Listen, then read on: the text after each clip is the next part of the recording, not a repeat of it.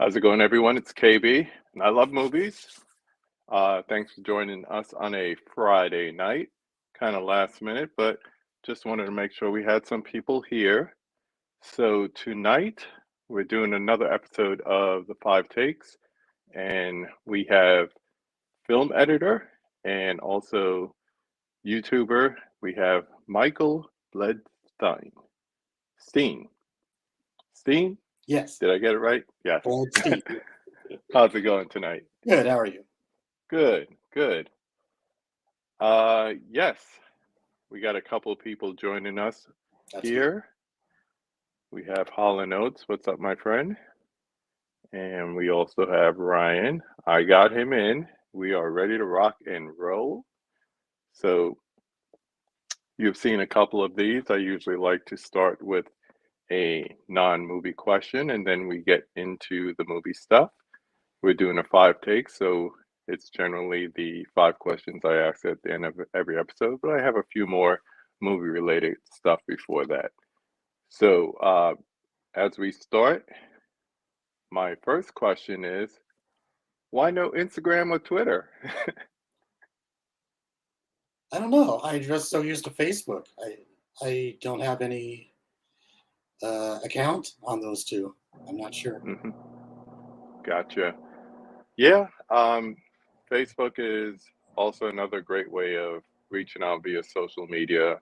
I actually just started something on there just to have a wider audience for the channel as we, try to grow and stuff. So tell us a little bit about what you do. Okay. Well, for a non-movie question, I work at Mod Pizza in Culver City.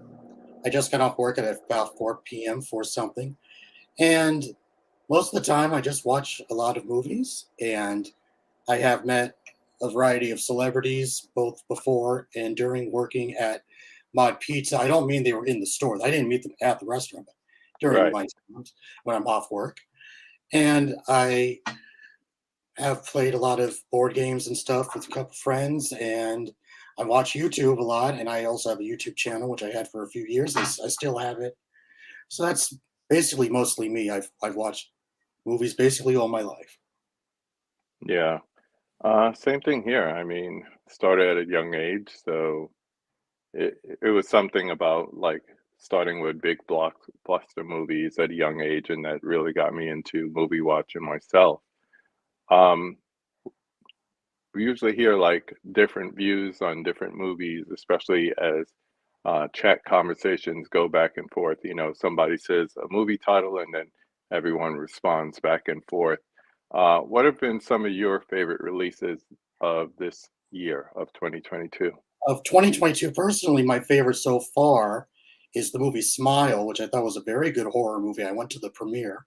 That's not Mm, the reason. That's not the reason I think it's my favorite. I've gone to other premieres this year, but yeah, I thought it was very well done and clever horror movie. It was a little similar in the context that it did have situations similar to films like Sinister, where you can't escape the situation, you can't escape the villain once you see him or her. But it also flipped it and made it not just at a house, they made it in different locations. So that was certainly something new. yeah. It also had a vibe very similar to It Follows. A I little bit. enjoyed that movie too. A little But bit. yeah, it was funny you mentioned Smile. I just was watching that this past week. Um, what's her name? Is it Sosie Bacon or Sosie? Um, Sosie Bacon, yes, that's Kevin yeah, Bacon's daughter, yes. yeah. She did Yes. a really good job. Surprise. Yeah. I met Kevin Bacon earlier this year in April at the Hmm. CCM Fest. Oh, you went to that. How was Oh, that? yeah. Oh, I go there many times. I mean, before moving to Culver City, I went there every year. But when Hmm. I moved to Culver City, I haven't gone there in a while. In fact, the first year of it in 2010, I was an employee of the Chinese Theater. So I was technically forced to be there all weekend for being an employee. But Yeah. I was not a customer until after I was off work. And yeah, it Hmm. was really cool. What is it like to work a film festival of that magnitude? You know, that that's a great question because I'm not quite there. I'm both there and not there. I know that sounds weird. Hmm. I was an employee, yes, but not an employee of the TCM festival. I was an employee of the movie theater. Right. So I'm not 100% sure how the TCM employees do their job, you know, but it's Yeah. very cool. Yeah. My first, Yeah. I met Leonard Maltin for the first time in my life at the TCM Fest, which I thought was an honor. And after work, I went to the Egyptian Theater to see Singing in the Rain, and I One of met my favorites. me too, one of my top 10. And I met after the show Stanley Donen, the director, and he signed my DVD cover. That's funny you mentioned him signing your DVD. You're very big on autographs. You're always talking about it in the chats and everything. Not really my thing, but because of that, I have to ask you, like, what's the allure of like the autographs and everything? Well, to be honest, it depends who you meet. I'm not going to think that every person you should get signed. It depends on the classicness and the love of the movie, of course. I'm not going to buy Hmm. a movie just to get an autograph. I'm going Right. to buy it because I love the movie. And it also depends on who you are meeting. So, no, I'm not going to meet every single person that is known on Earth. No, I'm not going to meet every famous Yeah. celebrity, but I'm certainly going to meet the ones that I honestly really do like their movie, and I would talk to them about it. I have over 100 autographs. Yeah. I None was of them. trying to think before we started, like, who would I like whose autograph would I want to like actually attend? Like, I see them at Comic Cons and stuff like that. Um, like the last one I went to, it had everyone from like, and this to date myself because he's no longer with us. Everyone from Stan Lee to Barbara Eden to DMC from Run DMC because he was a comic book creator at the time. That's cool. And it seems like, and I hear this from like everyone from the Dead Pit guys to like Wet Movie One and so forth. There's been a shift between like what it used to cost to get someone's autograph or a picture with it or have them sign something to what it is now. With that in mind, what's the most you ever paid for an autograph if you don't mind sharing? I that's a good question. I go to events where a lot of the prices are usually the same, but the thing is, I don't only pay for autographs. I go to theaters where you get free autographs, where Hmm. parking is free. The premiere of Smile, the whole thing was free. Everything was free. Parking was free. Everything was free. And Nice. the same with Barbarian, and the same with other screenings in other places and stuff. If you are part of the American Cinematheque, that's at the Egyptian and Aero Theater, both in LA, you can go to all those for free, although parking is always paid at Egyptian. So that's Mm, technically never 100% free. But Aero Theater, parking is always free there. And even outside of the Aero Theater, like at the New Beverly Cinema, which Quentin Tarantino owns, yeah, I've gotten free autographs there. And I it's not that's just one place I'd love to go to. oh I would love to go there. I've met Quentin Tarantino a few times. He even Hmm. spoke to me when I was an employee. He asked me where one of the auditoriums was, and I actually was inside an auditorium with him without knowing he was going to be there. It was the movie Splice at the Grauman's. I looked at the in the auditorium and I was certain that was Quentin Tarantino, and I worked there at the time, so I went to the lobby and asked one of my coworkers. I said, "Isn't that Quentin Tarantino in there?" And they said, "Yeah, he's in." I said, "Oh." So I didn't say anything to him, but I have spoken to him. I've spoken to him at the New Beverly Cinema in, Yeah, and at the premiere of Nebraska. I've spoken to him. yeah. Seems like an interesting guy. Yeah, which I also Uh, got free autographs at Nebraska for the movie Sideways. I met the director Alexander Payne. So yeah. so to answer the question, have you ever paid for autograph and what's Oh, the I'm so most? sorry. I, It's okay. I'm just trying to bring I it have back paid for around. a lot of autographs. Yes, the highest. I'm not sure. Maybe 60, maybe 70. I don't know the exact amount. That's still not bad. I hear of like it reaching like the triple digits sometimes, and I'm like, wow. I see it as a collectible once, something is signed Yeah, with those I a say famous no. signature, but Those I say no because I say to myself, he might be at a Q&A at a theater in a few months from now. I don't know. So I'm going to yeah, say, save that money. Yeah, that's a bit out of my price range. No kidding. I'm not going to spend that much unless the person's Yeah. like 100 years old. Then I'll say, Hmm. okay, he might Yeah, not it be might be the last fun. time. Like if Maybe I I knew that was should. going to be the last time I get a chance to meet Stan Lee, I definitely would have gotten his signature. So Ooh, I'm sorry. yeah, What person would you have gotten his signature? I'm sorry. Stan Lee. Oh, Yeah, yeah, because he passed shortly after yeah, that. yeah. I never met him. Yeah. Well, before we get into the five takes, let's go ahead and take a look at some other comments Listen, in all the nice, nice comments. yes, hopefully nice comments. So we have my man Movies with Ryan. He says, I want Jackie Chan and Nicolas Cage's autographs. I haven't met them. Hmm. Yes, rest in Uh, peace, Kevin Conroy. I That don't was think he was in Batman Forever though. He was the voice on the cartoon show of Batman the I, TV series. I Yeah. think he's saying that him Oh, as Batman. my fault. Yeah. Nicolas Cage. Yes. I have not met Nicolas Cage, so you are not jealous as me. But, I'd be nervous as heck around Tarantino. Seems well, like I an was an okay guy. employee. And he asked me a question. I wasn't. What was I going to do? I'm not allowed to run. He asked me where the Yeah. auditorium was. I said, okay. Ah, there you go. Quote unquote club says his highest autograph was Matthew Lillard, and that was $100. I don't. So that's right at that threshold I was I talking don't about. care to meet him personally. Oh, Well, there you go. So, ready to get into the five oh takes? sure. All right. So we start as always with number one. Name the film that made you fall in love with the movies. The very first movie I saw in my entire life at 3 years old was Snow White and the Seven Dwarfs, and Oh, yes. my parents realized I've been obsessed with movies ever since, and I have, and to a degree where I sometimes can't control it. I always love watching movies, and later on it was diagnosed that I do have Asperger's syndrome. I'm going to announce that. I'm not embarrassed. I'm not going to. Hmm. What are they going to do? They're not going to attack me. I'm not. There's nothing I can do about it. I'm going to have it my whole life. So, Right. and I do have Asperger's, but I realized over the years, ever since I was 10, that I couldn't really tell a good movie from a bad movie. Usually, I used Hmm. to think it was something easy to follow. Which I mean, don't get me wrong. We all want to follow, understand the story clearly, Right. but we don't want it to be so simple where it becomes, forgettable or something like that. And we don't want it to be in a situation where we don't want to try sitting through a compelling story because we assume it won't be edited like a music video, you know.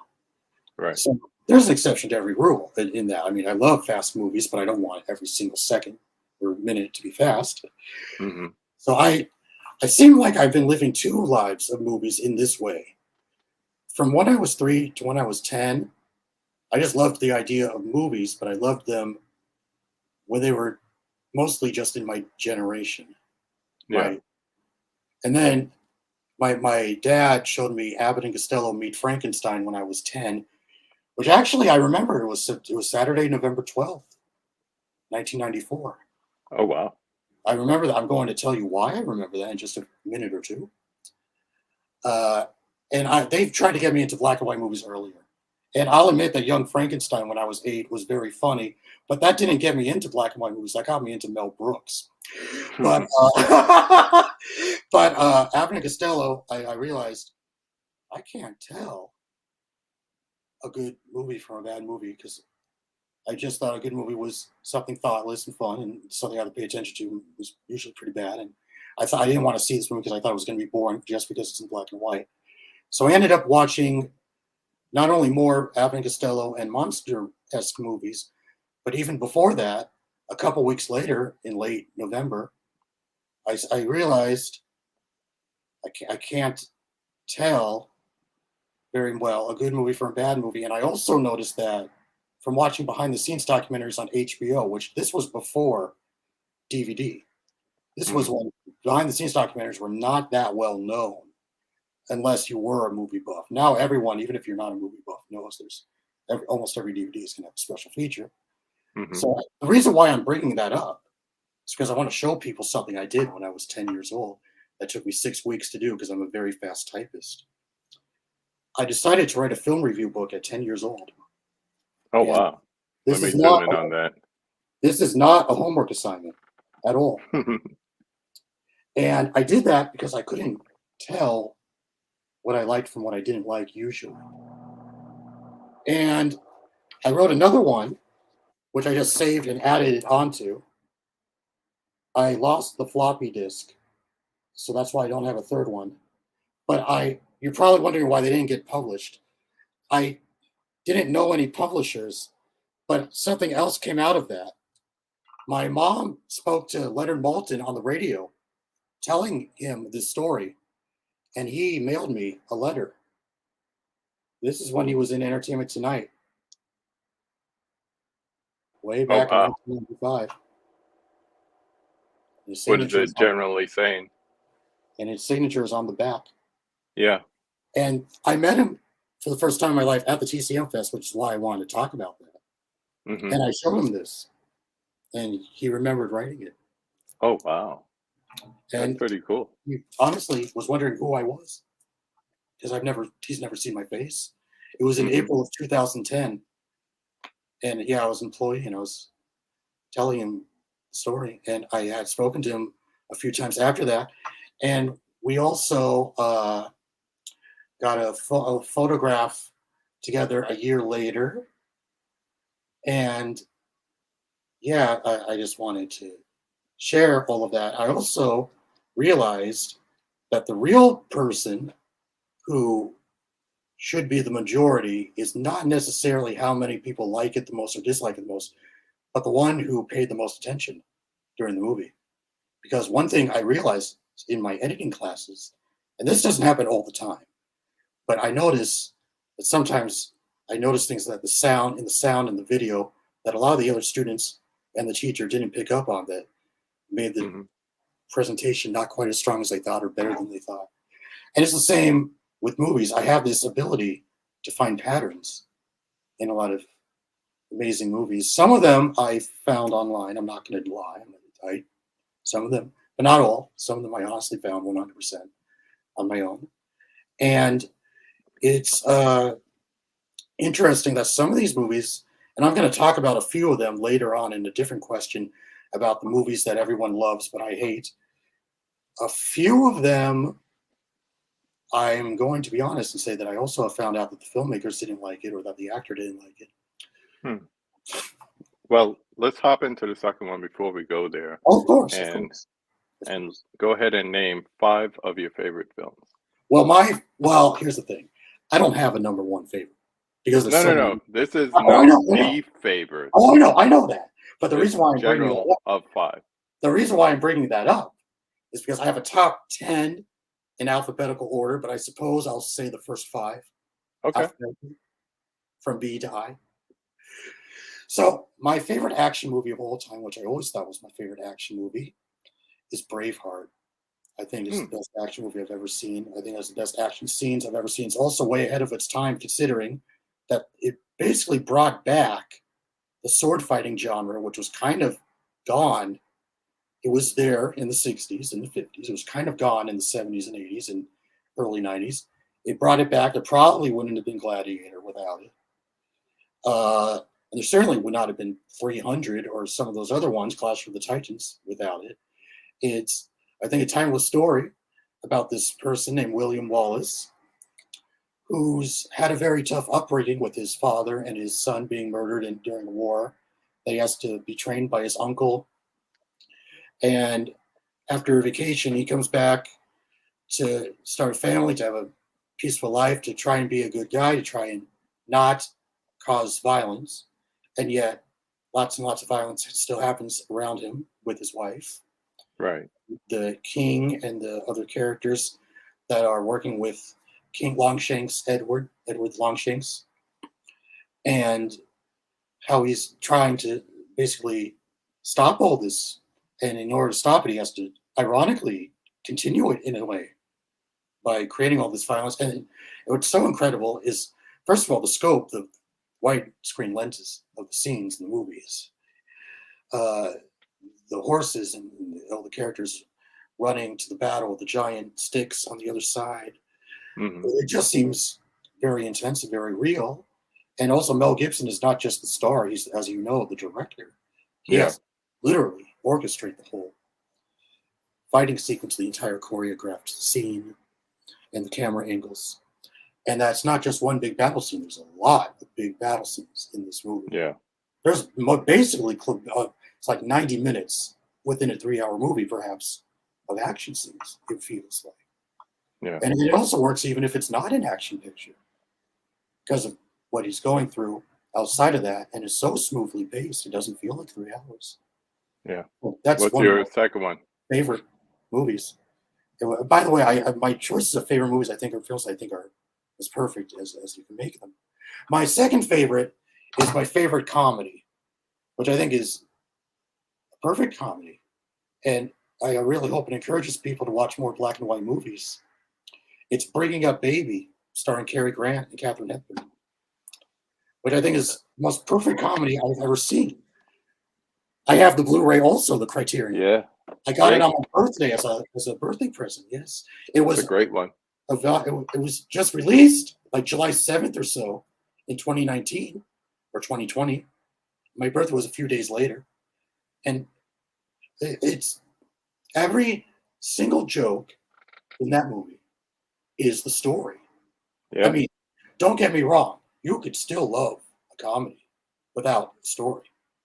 Airplane is a great comedy, but no, I'm not putting it down. It's a great comedy, but Bring Up Baby, I don't know what they could have fixed. Is what the brilliance of it is.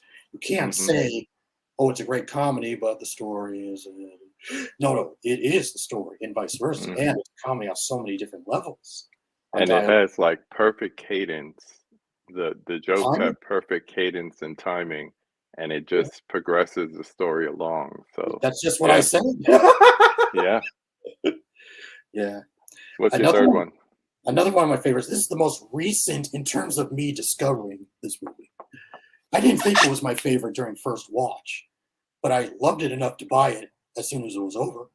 And Hmm. then in repeated viewings, I changed my mind and realized this is one of my favorites. This is a great movie. It's a psychological thriller called Dolores Claiborne, Oh starring wow. I haven't Kathy seen that in Bates a and long Jennifer. time. Oh, you have, but you have seen it, right? Oh yeah, yeah. Okay. All these that you've mentioned I've seen so far. So yes. Oh, wonderful. Now, I used to think that Braveheart, of course, since they were both released in 1995, was the best picture in 1995. Now, Dolores Claiborne got no nominations. I don't know why it got no nominations. On the one hand, I'm marginally happy because Braveheart won, but on the other hand, this should have definitely won Oscars. Yeah. This is a The timeless story. nomination is the nomination is the honor. So you're Oh right. yeah, but this is a timeless story. And what's also incredible are all the different wipes and dissolves and makeup and lighting and colors in the picture, all the ways it fades from present to past tense, vice versa. I absolutely love that. Just incredible how they did all that. And it's Yeah. also very powerful, the two different storylines that are interlocking one another, which has a Dolores accused of murdering a woman that is sort of paralyzed, slightly paralyzed, that she's been living with, being the maid of, taking care of for about 20 years. And during that, this police officer has had this investigation with her already involving the murder of her alcoholic husband. And so it cuts back and forth in those situations. The colors, the sky, all red looking in the flashbacks, feels like Gone with the Wind, the way it was so beautifully done in those scenes. It's an incredible. It's I didn't expect it to be that great when I first watched it. I heard Mhm. of this movie many years ago. I heard a little of it. I didn't hear very much of it, but I I wasn't expecting it to be as amazing as it was. So Yeah. it is one of my favorites. I think it's one of the best crime thrillers I've seen. And another one of my favorite movies, which I loved as soon as I watched it, and when I was 9 years old, is Forrest Gump. It's Mm. just such a wonderful. That's another movie. Every scene is part of the story for real. And what I mean Yeah. by that is he's voiceover narrating the whole picture, but what's so incredible is that he's doing that to two people. He's doing that to the characters in the movie. He's doing that to the audience watching the movie. So you're watching, in a way, two movies. You're watching the flashback movie, but then you're watching the present tense movie of why he's on the bench and what that has to do with the rest of the picture. And it's just Yeah. movie on so many different genres, which is why I loved it at 9, because I love when movies do that. That has drama, action, comedy, sports, has some music. They just throw all that into this movie, and it changed cinema, and it's such a wonderful. I especially love the whole concept about this guy who has a lot of weaknesses and is socially dysfunctional, and how he's able to get smarter throughout the movie, not to the point of being cured of his. He still has some social skills to work on, but to the point where he seems to be a little more knowledgeable and a little more knowledgeable, to the point where he can remember all those things during this story in the present tense sequences of the bench, and that the feather, basically in the beginning and the end of the movie, symbolizes Forrest Gump. The feather is Forrest Gump that floats to one to another. I realized that on video when I watched it, and he was telling Jenny in the second to last scene at the grave that he doesn't know if we're all accidentally floating together like on a breeze. Yep. I realized, oh, that's Forrest Gump. That's the feather. That's both. Good quote, Holland. And I would also like to show you something. I met Sally Field. I met her at the Aero Theater in Santa Monica. Mm-hmm. She signed it. This is the only Sally Field movie I have. Nice. And another one of my favorite movies, which also has a lot of different genres, is Inner Space from Joe Dante. Ah, yeah. That's extremely Dennis Quaid. underrated movie that ages like a bottle of wine. And it's once I love movies, as you can tell by what these movies have in common, if anything, is that they put in so many different story structures in the single movie and genre aspects. Yeah. Even though Bringing a Baby is just a comedy, it's a comedy of different tones. Same with Inner Space. The whole story, first of all, when I was 8, I never even heard that you could film something from inside a human body. You could film that? What? And I also loved all these different genres in a single movie. And the more I watched it, the more I realized I love all these different special effects techniques and all these different science fiction twists that has miniaturization, has enlargement, has space swapping. It has a character that's half robot in a way. It has characters miniaturized inside the body, outside the body. It has basically everything. It just there's so many different things. And I would like to show you my autographs of Inner Space. I have 5. Bring it closer. Can't really see. Okay, sorry. There you go. I have Joe Dante's on top. That was the first person I got signed. Mm-hmm. I have William Shallard, who played the Doctor. I have Dennis Quaid in the middle. He's the one with the blue autograph. I have Vernon Wells in gold. He's this character right here. And I have Bob Picardo, who played the cowboy. Nice. And it's not a movie that's talked about very much.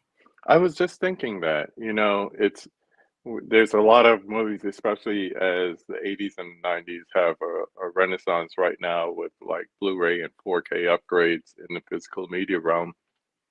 It's not a lot of people talking about Inner Space or a lot of different movies. Like another one that I think of is Galaxy Quest. That came out and there was a little hoopla about it, and then it kind of fizzled as quickly as it came. And some of these movies really need some more examination and some more viewing by today's audiences, I think. Yeah, there was I believe 15th anniversary screening of Galaxy Quest. I went to that one at the ArcLight Hollywood. Tim Allen was there. He Nice. signed my DVD covers of the 2 Toy Story movies I have.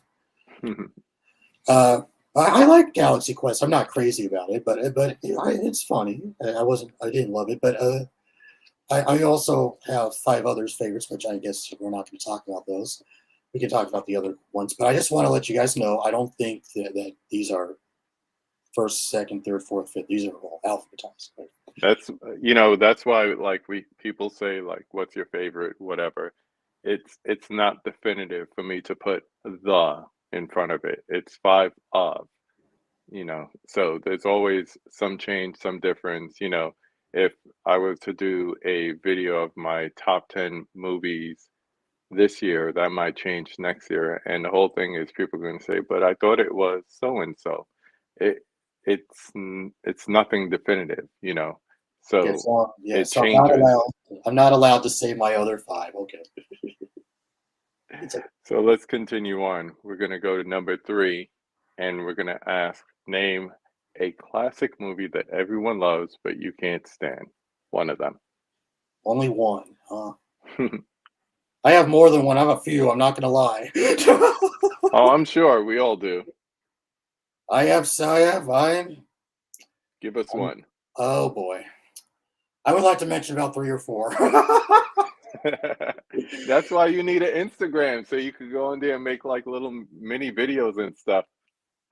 Okay, well, I'm going to mention one that has been talked about before because I agree, and it's not just me and this other person. I even found out online that one of the actors thought it was overrated and didn't get what the big deal was, and that is Mhm, Blade Runner, which I thought was really boring and nothing really happens at times. And I found out mhm. recently that even Harrison Ford couldn't believe it was so famous. And I would like to mention a few other movies. Yeah, Oh, I heard he didn't get it, but no, I it's didn't. it's hard when you have something like a neo-noir and it's not really marketed that way, even by the director, writer, for the actor to get it. It's kind of like you you kind of need to describe something like that, and it's changed so many different times. There's Yeah, seven cuts to the movie. I thought there was three. The way it was seven, the What? way it was presented in the theater is probably never seen anymore because it had a voiceover. They try to make I it like heard of a that. film Yeah. noir, and it's not even like that anymore. So he was probably doing all this voiceover work and like this makes no sense. Well, So the thing is, I saw the director's cut on DVD like many years ago when I was like 18 or 19, mhm, and I just thought it was extremely boring. I don't know. I mean, I agree that the production design was good, but that's about yeah, it. I yeah. don't. You seem to be in agreement that No, it's actually I enjoy it. It's one of those movies that took me a while. I had to watch it a few times and a few yeah. different cuts in order to enjoy it. I was too young when it first came out to see it in the theaters, but by the time like the DVDs came around and everything, and I was able to watch different versions of it, I started to appreciate it later on. Okay. So Well, it's I it's wasn't not an born yet, easy one to grab onto. but it's interesting that there are a few that I kind of said I need to see this again. I need to see this again. But that one, I'm like, I don't really need to see this again because no, it didn't have any memorable characters. I mean, let's Hmm. be honest. If Harrison Ford was not the lead, would you really remember the character? I mean, Depends. because That's an interesting question. it feels like you're Uh, remembering it just because he's Harrison Ford. Wasn't even necessarily my favorite part of the movie.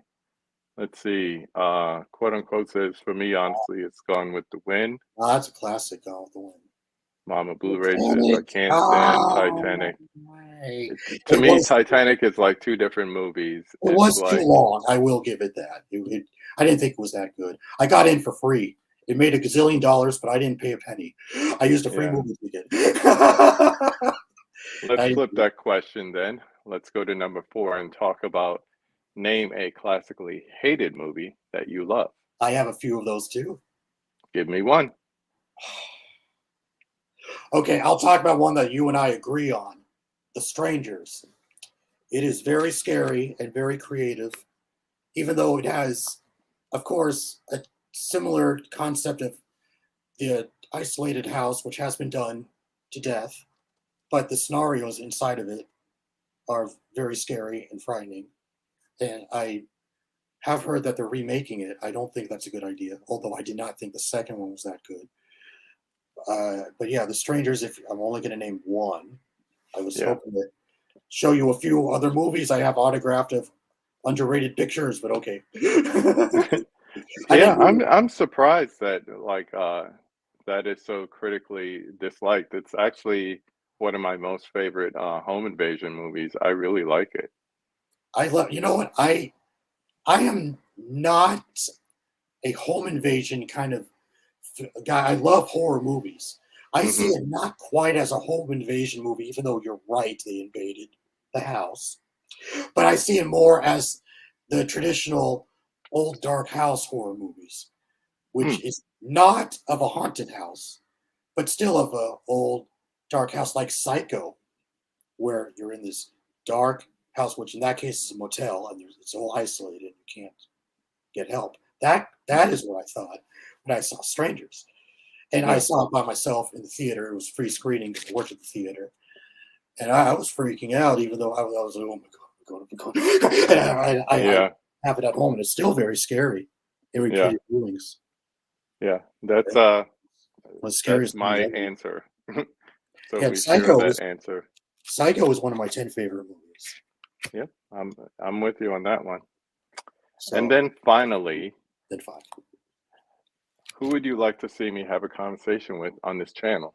You know, I was thinking of that, of course, Mm-hmm. a while ago before this even started. Are you familiar with a person named Miss 80s? She does a lot of streaming also, a lot of trivia tests of movies. She Mm-hmm. seems very knowledgeable. Are you familiar with her? No. Her name is I don't know her real name, but it's her YouTube channel is Miss 80s, MS 80s. Okay. And I do a lot of different trivia. She did a trivia of John Hughes movies and trivia of horror movies, trivia of Stephen King movies. And she's gone to my channel and really likes my channel. So I would like, maybe you can meet her if you can. I think that would be terrific. And also for a big film lover, uh, sort of a film critic, there's another person named Deep Focus Lens. Are you familiar with that channel? No, I'm not. This person posts a few videos every week about movies, Yeah. movie reviews, movie insight, movie knowledge of how movies get made and stuff. She's like a film teacher and film critic in a way, and she Nice. talks about movies she loves and movies she doesn't really get, and a variety of stuff. Hmm. And I think you would certainly hit it off well with her and with Miss 80s. They're I'll basically like, definitely look into it. Yeah, that's cool. so I can't name my other five favorites. I did. I named Psycho. Okay, You held on to that one. Let's which see isn't any my other. sixth, that's not my sixth favorite. That's like my eighth if we're going alphabetized.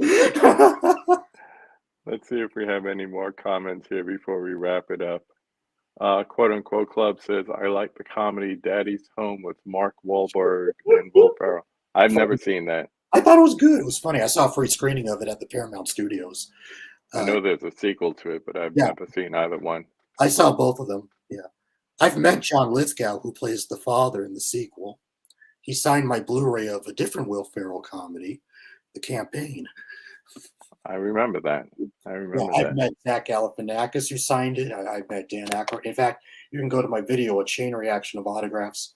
The Campaign is talked about as all those Yeah. autographs. One more question. You mentioned your YouTube channel. Do you have any videos coming up? Because I see it's been a while since you Yes. updated with any videos. I Like, don't do you have have many. any updates coming? I don't have many subscribers, and I don't have very much editing work unless I just sit in front of the camera like I'm Hmm. doing and discuss more autographs. I mean, it was fun for a while, but it was getting kind of boring. Yeah. Hey, I could say from experience, the best way to build subscribers is to keep your content fresh.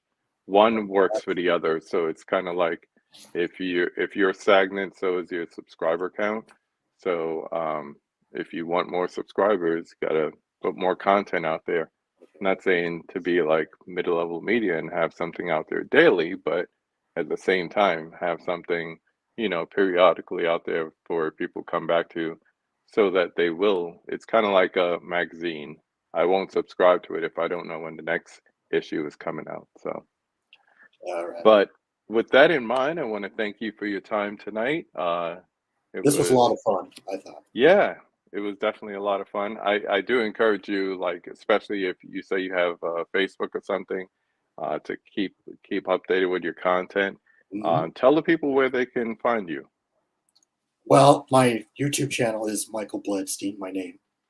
And to see all my photos of everything I got autographed or photos of celebrities, you can go to my Facebook account, which is also Michael Bledstein. Easy enough to find. Yeah, So once again, I want to thank you, and I want to thank everyone who hopped in the chat tonight. I appreciate you all. there isn't that many Uh, this time. I was hoping for some more. yeah, Friday nights are kind of tough, especially a lot of people are probably out like going to the movies or doing things. So, um, but I was happy for those who were in attendance as always. So, I want to thank you, You're and welcome. I want to thank everyone for attending. And if you can, leave a like before you leave, and feel free to share it with others. Michael, same thing. Feel free to share it on your platforms as well. In And addition on, to that, I'm sorry to interrupt you. yeah, go ahead. In addition to that, you do other Zoom movie trivia contests as well with other people. The only trivia thing I've done was on Huck's Pop Culture Cafe. Oh, I don't okay. really host any kind of trivia myself. Okay. Yeah, Well, I do hopefully, out of the theater reviews, hopefully we like can I did talk one for again in Black the Panther. future.